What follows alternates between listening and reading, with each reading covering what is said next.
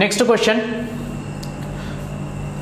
100 మలుపుల coil 2 weber per second చొప్పున పెరుగుతున్న ఫ్లక్స్తో లింక్ చేయబడితే అప్పుడు ప్రేరిత ఈఎంఎఫ్ ప్రతి మలుపు ఎంత? ప్రతి మలుపు కోసం అడుగుతున్నాడు.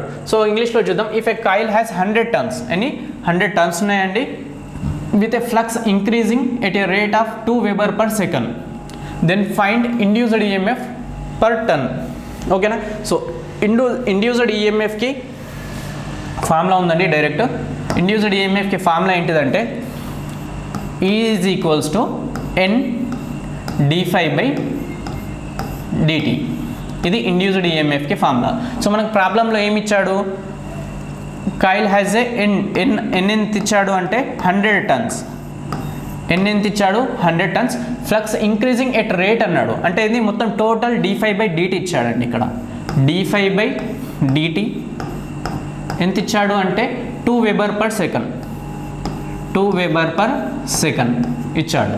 ఓకేనా? దెన్ ఫైండ్ ద ఈఎంఎఫ్ అనేది డైరెక్ట్ వాల్యూస్ ఇచ్చాడు. డైరెక్ట్ దీన్ని సబ్స్టిట్యూట్ చేస్తే మనకు ఆన్సర్ అనేది రావడం జరుగుతుంది. సో సబ్స్టిట్యూట్ చేయండి. E ఈజ్ ఈక్వల్స్ టు ఎన్ అంటే ఎంత చెప్పండి? 100. d∅/dt ఎంత? 2. సో ఫైనల్గా ఏమవుతుంది? 200 వోల్ట్స్ అండి. 200 వోల్ట్స్. సో ఆన్సర్ ఏంటిది? Answer B is right answer. Answer B is right answer. Next question, magnetic flux density B మరియు మ్యాగ్నటైజింగ్ ఫోర్స్ H మధ్య సంబంధం ఎల్లప్పుడూ ఇలా ఉంటుంది. సో Bకి అండ్ Hకి రిలేషన్ అడుగుతున్నాడు ఇక్కడ. ఓకేనా? So the relation between magnetic flux density B and magnetizing force H is always A linear in all region, B non linear in all region, linear in unsaturated and saturation region, non linear between unsaturation and saturation region. ఓకేనా? So BH curve అంటే ఏంటిది, ఏ విధంగా ఉంటుందో ఒకసారి చూద్దాం. ఓకేనా? Right.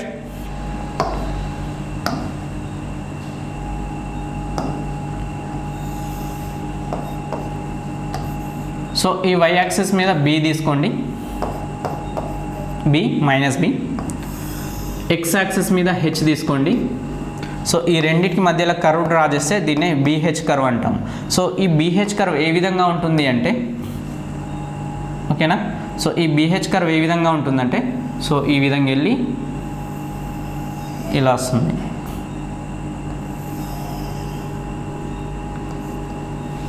ఇది BH curve అంటామండి. సో ఇక్కడ ఈ రెండు పాయింట్స్ని, ఓకేనా? సో ఈ రెండు పాయింట్స్ని రెసిడ్యుయల్ మ్యాగ్నెటిజం అంటాం. Residual magnetism. నెక్స్ట్ ఈ రెండు పాయింట్స్ కొరెసివ్ ఫోర్స్ అంటాం. కొరెసివ్ ఫోర్స్.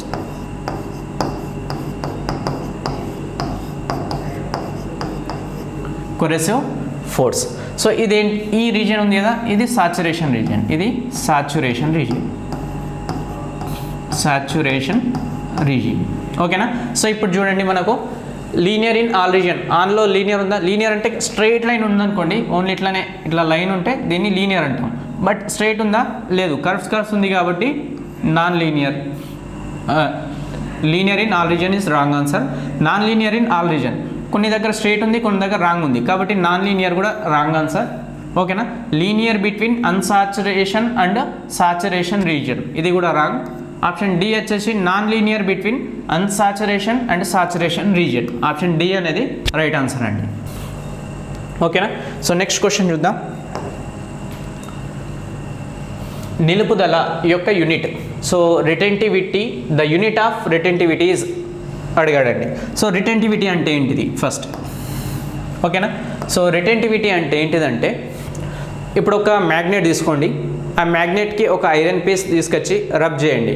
సో రబ్ చేయడం వల్ల ఏమవుతుంది, ఈ ఐరన్ పీస్లో కూడా మనకు సమ్ మ్యాగ్నెట్ అనేది ఉంటుంది. మ్యాగ్నెట్ అనేది రిటైన్ అయి ఉంటుంది. సో దాన్ని ఆ ప్రాపర్టీని మనం ఏమంటున్నామంటే రిటెంటివిటీ అంటాం. ఓకేనా? The property of a substance which retain the magnetism. ఓకేనా? That is called as a retentivity. ఈ రిటెంటివిటీకి యూనిట్స్ ఏంటిదంటే weber per metre square. Weber per metre square. Retentivity అంటే ఏంటిది? The ability of a substance which retain the magnetism. ఓకేనా, దాన్నే retentivity అంటాము. So దీని యొక్క యూనిట్స్ ఏంటిది? Weber per metre square. So option A is the right answer. Next question చూద్దాం. Synchronous machine damper winding దేనికి ఉపయోగిస్తారు? ఏ శక్తికారకం పెంచడానికి, బి వెయిట్ను నిర్మూలించడానికి, హంటింగ్. ఓకేనా, రాగి నష్టాన్ని తగ్గించడానికి, ఇనుము నష్టాన్ని తగ్గించడానికి. ఓకేనా, so damper winding in a synchronous machine is used to increase the power factor, B prevent the hunting, C decrease copper losses, D decrease iron losses. ఓకేనా, యాక్చువల్లీ డ్యాంపర్ వైండింగ్ అంటే ఏంటిదంటే సో ఎక్స్ట్రా వైండింగ్. ఓకేనా, ఈ damper winding అంటే ఏంటిదంటే extra winding, ఇది poles లోపల insert చేస్తాము. ఎందుకు ఈ ఎక్స్ట్రా వైండింగ్ యూజ్ చేస్తున్నామంటే సో సింక్రనస్ మిషన్ అనేది సెల్ఫ్గా స్టార్ట్ అవ్వడానికి యూజ్ చేస్తాము. ఇంకా అంతేకాకుండా హంటింగ్ని ప్రివైడ్ చేయడానికి యూజ్ చేస్తాము. ఓకేనా, ఒకసారి చూడండి డ్యాంపర్ వైండింగ్. ఓకేనా, damper winding, damper winding, damper winding. ఈ డ్యాంపర్ వైండింగ్ ఎందుకు యూజ్ చేస్తాం చెప్పండి? ఫస్ట్ వన్, ఓకేనా, self starting, self start, nothing but to produce the starting torque అని కూడా రావచ్చు. To produce starting torque, to produce starting torque.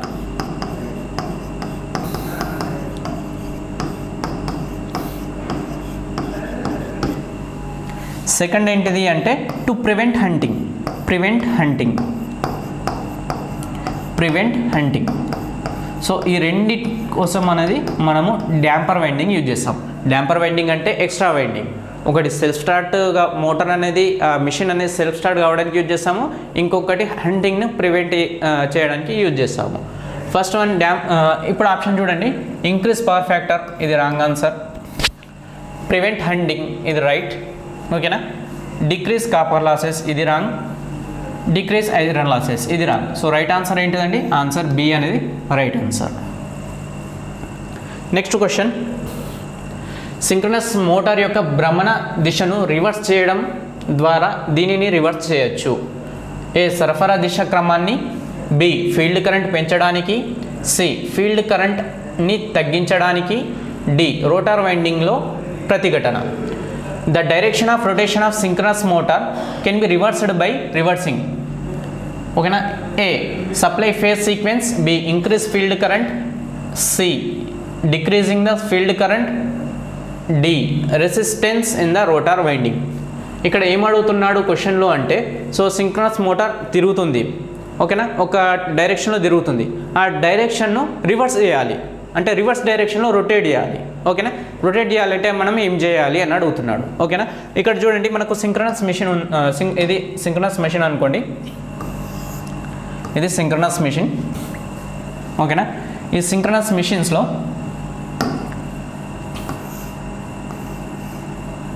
ఈ విధంగా కనెక్ట్ చేస్తామండి, ఆర్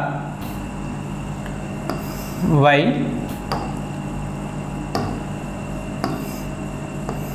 బి. సో ఇక్కడ మనకు కనెక్షన్ అనేది ఏ విధంగా ఉందంటే ఫస్ట్ కనెక్షన్ ఈ విధంగా ఇస్తాము, ఫైనల్గా ఏంటిది ఇది ఆర్, ఇది వై, ఇది బి. సో ఇప్పుడు ఏంటంటే ఒక డైరెక్షన్లో రొటేట్ అవుతుంది. ఇప్పుడు దీని యొక్క డైరెక్షన్ రివర్స్ చేయాలి అంటే రివర్స్గా తిప్పాలి, మోటార్ రివర్స్గా తిప్పాలి అంటే మనం ఏం చేయాలంటే ఈ ఫేజ్ సీక్వెన్స్ను చేంజ్ చేయండి. ఆర్వైబి ఉంది కదా, సో ఏమన్నా రెండు చేంజ్ చేయండి, లేకపోతే ఈ ఫేజ్ సీక్వెన్స్ను చేంజ్ చేయండి. ఈ ఫేజ్ సీక్వెన్స్ను చేంజ్ చేయడం వల్ల మనకేమవుతుంది అంటే సో మోటార్ కానీ ఓకేనా సింక్రనస్ మోటార్ అనేది రివర్స్ డైరెక్షన్లో తిరుగుతుంది. అంటే ఏ విధంగా చేస్తున్నా అంటే ఫస్ట్ వై, ఇది Y, next R, next B. So ఈ విధంగా ఈ ఫేజ్ సీక్వెన్స్ను చేంజ్ చేయండి. ఈ ఫేజ్ సీక్వెన్స్ను చేంజ్ చేస్తే ఏమవుతుంది, ఈ డైరెక్షన్ ఆఫ్ రొటేషన్ కూడా మనకు చేంజ్ అవుతుంది. నెక్స్ట్ క్వశ్చన్, సో ఇక్కడ చూడండి supply phase sequence right answer. అంటే ఫేజ్ సీక్వెన్స్ ఆర్వైబిని వైబిఆర్గా రాసుకోవచ్చు, వైఆర్బిగా రాసుకోవచ్చు. Next increase in field current wrong answer. So decrease in field current ఇది కూడా wrong answer. Resistance in rotor winding ఇది కూడా రాంగ్ ఆన్సర్. రైట్ ఆన్సర్ అంటే ఏంటిది సప్లై ద ఫేజ్ సీక్వెన్స్, అంటే ఫేజ్ సీక్వెన్స్ని చేంజ్ చేయడం, రివర్స్ చేయడం వల్ల మనకి ఏమవుతుంది, డైరెక్షన్ తిరిగే డైరెక్షన్ కూడా మనకు చేంజ్ అవుతుంది. నెక్స్ట్ క్వశ్చన్ ఇక్కడ చూడండి, ఈ క్రింద ఇవ్వబడిన మీటర్లలో రకాలతో మరియు వాటి కొలతలతో జతపరచండి. A electrodynamometer, B induction, C కదిలే iron. Match the following type of meters with measurements. ఓకేనా. సో ఈ మీటర్స్ ఇచ్చాడు, ఇది దేనికి యూజ్ చేస్తామని అడుగుతున్నాడు. ఇక్కడ చూడండి, రైట్. సో ఈ ఎలక్ట్రోడైనమోమీటర్ ఉంది కదా, ఈ ఎలక్ట్రోడైనమోమీటర్ అనేది మనము బోత్ ఏసీకి డీసీకి రెండింటికి యూజ్ చేస్తాము. ఏసీ ఆర్ డీసీ రెండింటికి యూజ్ చేస్తాము. ఈ ఇండక్షన్ అనేది మ్యాక్సిమం ఏసీతోనే వస్తుంది, కాబట్టి ఈ ఇండక్షన్ అనేది ఓన్లీ ఏసీలో మాత్రమే యూజ్ చేస్తాము. ఇండక్షన్ ఏంటిది, మనం ఓన్లీ ఏసీలోనే యూజ్ చేస్తాము ఈ ఇండక్షన్. ఆప్షన్ బి ఏంటిది, ఇండక్షన్ అనేది ఓన్లీ ఏసీకి మాత్రమే యూజ్ చేస్తాము. నెక్స్ట్ ఏంటిది, మూవింగ్ ఐరన్. ఈ మూవింగ్ ఐరన్ అనుకోండి, ఈ మూవింగ్ ఐరన్ కూడా బోత్ యూజ్ చేయొచ్చు, ఏసీ ఆర్ డీసీ. సో ఇప్పుడు ఆప్షన్స్లో చూడండి ఏ విధంగా ఉంది అది చూడండి. ఫస్ట్ ఏ ఎలక్ట్రోడైనమోమీటర్ ఏం కావాలి, థర్డ్ వన్ ఏసీ డీసీకి రెండింటికి యూజ్ చేయొచ్చు. ఈ సెకండ్ ఇచ్చిండు కాబట్టి రాంగ్ ఆన్సర్. ఓకేనా. సో ఇది కూడా సెకండ్ ఇచ్చిండు కాబట్టి రాంగ్ ఆన్సర్. ఇది 3 ఇచ్చిండు, ఇది 3 ఇచ్చిండు. ఓకేనా. ఈ రెండిట్లలో ఏదైనా ఒకటి రైట్ అవుతుంది. నెక్స్ట్ సెకండ్ ఆప్షన్ చూద్దాం. ఇండక్షన్ అనేది ఓన్లీ ఏసీకి మాత్రమే యూజ్ అవుతుంది, అంటే ఏంటి, సెకండ్ రావాలి. సెకండ్ ఆప్షన్ అనేది ఓకేనా, బి అనేది సెకండ్ రావాలి. బి అనేది 1 వచ్చింది, ఇది రాంగ్ ఆన్సర్. ఓకేనా. The right answer is D. ఓకేనా. ఇది నెక్స్ట్ ఇంకొక ఆప్షన్ చూద్దాం. మూవింగ్ ఐరన్ ఏంటిది, both DC and AC. Right.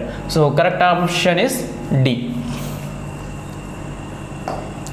Next question, ఒకవేళ టీడీ విక్షేపం టార్క్ మరియు టీటా అనేది విక్షేపం యొక్క కోణం మరియు ఐ అనేది కరెంట్, అప్పుడు కదిలే ఐరన్కి మీటర్లలో విలువ.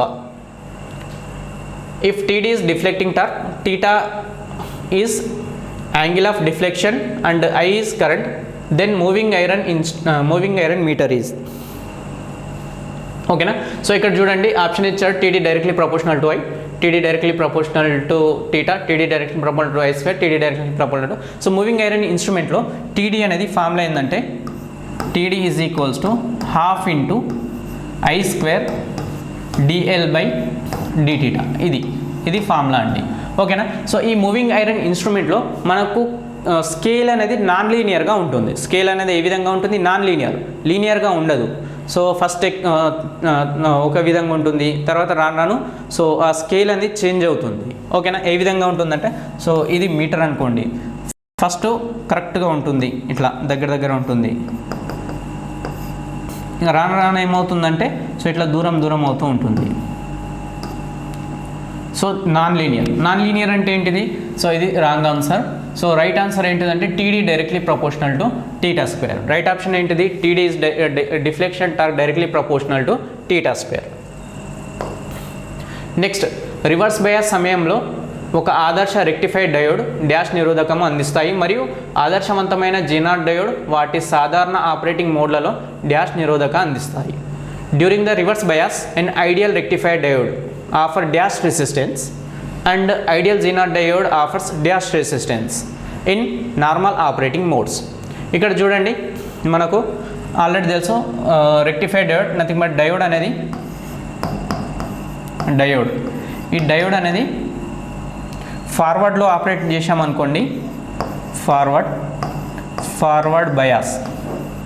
ఈ ఫార్వర్డ్ బయాస్లో మనం ఆపరేట్ చేస్తే మనకు ఎంత రెసిస్టెన్స్ ఉంటుందంటే 0 రెసిస్టెన్స్ ఉంటుంది. అదే ఈ డయోడ్ని రివర్స్ బయాస్లో ఆపరేట్ చేసామనుకోండి, రివర్స్ బయాస్లో ఆపరేట్ చేసామనుకోండి, ఇది ఇన్ఫినిట్ రెసిస్టెన్స్ ఉంటుంది. అదే జీనార్ డయోడ్ అనుకోండి, జీనార్ డయోడ్ అనేది క్వైట్ ఆపోజిట్. జీనార్ డయోడ్ ఏంటంటే మెయిన్ జీనార్ డయోడ్ను రివర్స్ బయాస్లోనే ఆపరేట్ చేస్తామండి. జీనార్ డయోడ్ అనేది రివర్స్ బయాస్లోనే ఆపరేట్ చేస్తాము. ఓకేనా. ఇప్పుడు జీనార్ డయోడ్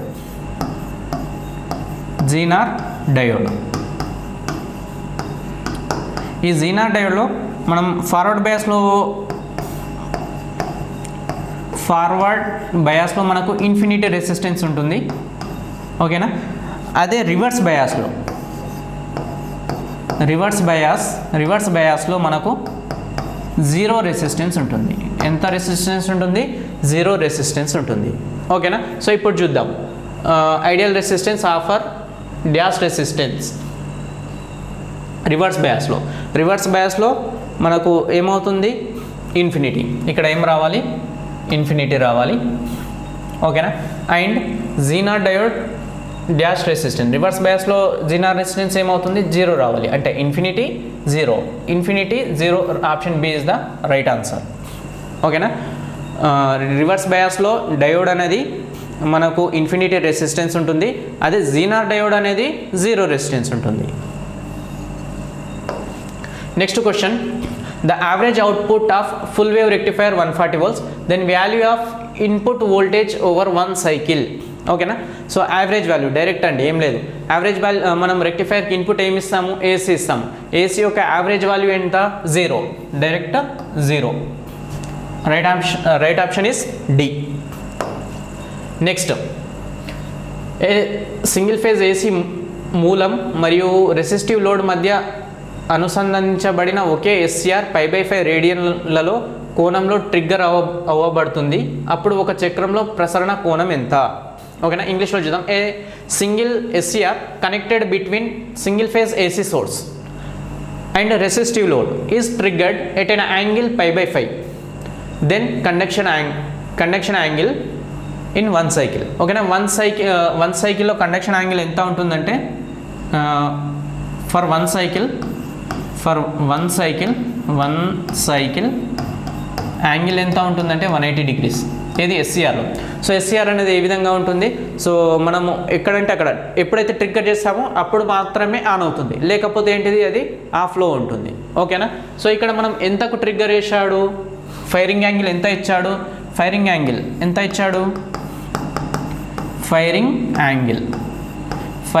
యాంగిల్ వచ్చేసి మనకు π/5 రేడియన్స్. π/5 అంటే ఎంత? π అంటే 180 degrees అనుకోండి. 180/5. సో దీన్ని సింప్లిఫై చేస్తే మనకు ఎంత వస్తుందంటే 36 degrees వస్తుంది. మనం ఏం చేస్తున్నాము? ఎస్సీఆర్ని 36 degrees దగ్గర ఫైర్ చేస్తున్నాము, అంటే ట్రిగ్గర్ వేస్తున్నాము. అంటే ఏమవుతుంది? ఎస్సీఆర్ అనేది అప్పుడు 36 degrees దగ్గర మాత్రమే కండక్షన్ అనేది స్టార్ట్ అవుతుంది. ఓకేనా? మన క్వశ్చన్లో ఏమి ఇచ్చాడు అంటే కండక్షన్ యాంగిల్ ఇన్ 1 cycle, అంటే టోటల్ 1 cycle ఎంత? మనకు 180 degrees ఉంటుంది. ఓకేనా? ఆ 180 degreesలో మనకు ఎక్కడి నుంచి స్టార్ట్ అవుతుంది కండక్షన్ యాంగిల్ అంటే 36 degrees నుంచి స్టార్ట్ అవుతుంది. ఓకేనా? So 180 conduction angle is equals conduction angle is equals to ఎంత చెప్పండి? 180 degrees మైనస్ 36. సో దీని యొక్క ఆన్సర్ ఎంత చెప్పండి? 180లోకి వెళ్ళి 36 పోతే 144 degrees అండి. 144 degrees. సో ఇక్కడ ఆన్సర్, రైట్ ఆన్సర్ ఏంటిది? బి. ఓకేనా? Right. Next, LC oscillator tank circuit రూపొందించడానికి 250 మిల్లీ హెన్రీ ఇండక్టెన్స్ మరియు 1 మైక్రోఫారడే కెపాసిటర్ సమాంతరంగా అనుసంధానించబడి ఉంటాయి. అయితే డోలనం యొక్క పౌనఃపున్యంని లెక్కించండి. ఓకేనా? ఇంగ్లీష్లో చూద్దాం. In inductance of 250 millihenry capacitor 1 microfarad are connected together in a parallel to create LC oscillator. అంటే ఎల్సీ ఆసిలేటర్ అనేది మనకు ఫామ్ అవుతుంది. ప్యారలల్ కనెక్ట్ చేస్తారు ఎల్సీని, అది ఎల్సీ ఆపరేటర్గా ఫామ్ అవుతుంది. Calculate the frequency of oscillation, అంటే ఫ్రీక్వెన్సీ ఆఫ్ ఆసిలేషన్ ఎంత ఉంది అనేది క్యాలిక్యులేట్ చేయాలి. So frequency of oscillation direct ఫామ్లో ఉందండి. 1/√LC radians per second. ఇది ఫ్రీక్వెన్సీ ఆఫ్ ఆసిలేషన్స్కి ఫార్ములా. సో ఇది సబ్స్టిట్యూట్ అండి. మనకు ఏమేమి ఇచ్చాడు చూడండి. ఇండక్టెన్స్ ఎల్ ఎంత ఇచ్చాడు చెప్పండి? 250 మిల్లీ హెన్రీ. మిల్లీ అంటే ఎంత అంటే 10⁻³ హెన్రీ. ఓకేనా? నెక్స్ట్ కెపాసిటర్ ఇచ్చాడు. కెపాసిటర్ ఎంత ఇచ్చాడు? 1 మైక్రోఫారడ్. 1 మైక్రోఫారడ్ అంటే 1 × 10⁻, మైక్రో అంటే ఎంత వాల్యూ అంటే -6 ఫారడ్. ఓకేనా? సో ఇక్కడ రాస్తున్నాను, గుర్తుపెట్టుకోండి, ఇది గుర్తుపెట్టుకోండి. ఓకేనా? మిల్లీ అంటే 10⁻³ వస్తుంది, మైక్రో అంటే 10⁻⁻6 వస్తుంది. ఓకేనా? రైట్. సో ఇప్పుడు ఈ వాల్యూస్ అన్నీ కూడా మనకు దీనిలో సబ్స్టిట్యూట్ చేయండి, డైరెక్ట్ మనకు ఫ్రీక్వెన్సీ ఆఫ్ ఆసిలేషన్స్ అనేది వస్తుంది. ఓకేనా. Right. W naught omega naught is equals to, ఓకేనా, omega naught is equals to 1 L అంటే ఎంత చెప్పండి, √250 ఇంటూ 10⁻³ కెపాసిటర్ ఎంత 1 ఇంటూ 10⁻⁻6 ఇదండి. ఓకేనా. సో దీన్ని సింప్లిఫికేషన్ చేయండి, 10⁻³ అండ్ 10⁻6 ఈ రెండింటిని యాడ్ చేయండి. ఓకేనా. సో కింద సమానం ఉన్నాయి కాబట్టి ఇవి రెండు యాడ్ చేయాలి. ఓకేనా. దీన్ని ఏ విధంగా సింప్లిఫై చేయొచ్చు అంటే 1 ఇది 250 ఇంటూ 1 250 అవుతుంది, 250 అవుతుంది. నెక్స్ట్ 10⁻³ ఇంటూ 10⁻6 అంటే ఈ రెండు యాడ్ చేయండి, సో 10⁻9 అవుతుంది. ఓకేనా. దీన్ని ఇంకా సింప్లిఫై చేసుకుంటే సో ఇక్కడ 10 అవుతుంది, ఈ 10 అటు సైడ్ పోతే మనకేమవుతుంది అంటే ఇది 25 ఇంటూ 10⁻8 అవుతుంది. ఓకేనా. ఈ √25 ఏం రాసుకోవచ్చు అంటే 5 1/5 ఇంటూ 10⁻8 ఉందనుకోండి, 10⁻8ని నేను ఈ విధంగా రాస్తున్నాను, 10⁻4 హోల్ స్క్వేర్. ఇక్కడ ఏమవుతుంది, ఈ హోల్ స్క్వేర్కి ఇక్కడ రూట్ క్యాన్సిల్ అవుతుంది, ఫైనల్గా మనకి ఏమవుతుంది 10⁻4 మిగులుతుంది. దీన్ని సింప్లిఫికేషన్ చేస్తే 10⁻4 అంటే సో 1/10,000 పైకి వెళ్ళింది అనుకోండి, ఏమవుతుంది 10,000 డివైడెడ్ బై 5. ఈ 5 అనేది 2లో అవుతుంది, 0 0 0. సో 2000 అండి. ఆన్సర్ ఏంటిది 2000 radians per second. Right answer is C, 2000 radians per second. ఇక్కడ కూడా చూడండి, మిమ్మల్ని కన్ఫ్యూజ్ చేయడానికి రేడియన్స్ పర్ సెకండ్ ఇచ్చారు 2000, ఇంకొకటి 2000 హెర్ట్జ్. ఎప్పుడైనా గుర్తుపెట్టుకోండి, frequency of oscillations omega naught ఇది ఎప్పుడు రేడియన్స్ పర్ సెకండ్స్లో ఉంటుంది. అదే డైరెక్ట్ ఫ్రీక్వెన్సీ అన్నాడు అనుకోండి, అప్పుడు హెడ్స్లలో ఉంటుంది. ఈ ఫ్రీక్వెన్సీ ఆఫ్ ఆసిలేషన్స్ కాబట్టి 2000 రేడియన్స్ పర్ సెకండ్. ఓకేనా. Next question, BJT acting as a amplifier will operated in. యాంప్లిఫైయర్గా పనిచేసే బీజేటీ దేనిలో పనిచేస్తుంది అండ్ ఏ రీజియన్లో పనిచేస్తుంది? A active region, B cut off region, C saturation region, D saturation and cut off region. ఓకేనా. So BJT ఉందనుకోండి, ఓకేనా. ఈ బీజేటీ అనేది బైపోలార్ జంక్షన్ ట్రాన్సిస్టర్. దీన్ని 3 మోడ్స్లలో మనం ఆపరేట్ చేయొచ్చు. జస్ట్ ట్రాన్సిస్టర్ ఆల్రెడీ మీకు ఐడియా ఉంటుంది, 3 టెర్మినల్స్ ఉంటాయి. వాటిని మనం ఏం చేయొచ్చు అంటే 3 మోడ్స్ ఆఫ్ ఆపరేషన్ చేయొచ్చు. ఒకటి ఏంటిదంటే యాక్టివ్ రీజియన్, సెకండ్ ఏంటిదంటే కట్ ఆఫ్ రీజియన్,